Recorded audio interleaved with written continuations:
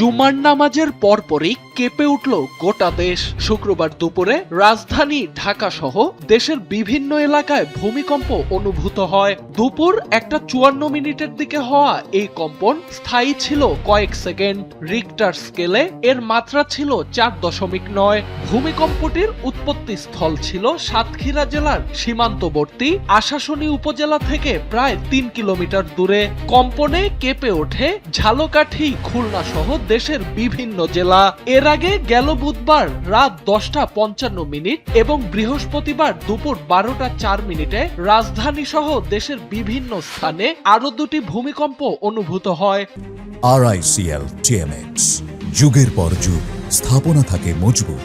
13 ঘন্টার ব্যবধানে হওয়া এই কম্পন দুটির মাত্রা ছিল যথাক্রমে 5.1 এবং 3.7। তবে এখনো পর্যন্ত কোথাও বড় ধরনের ক্ষয়ক্ষতির খবর পাওয়া যায়নি।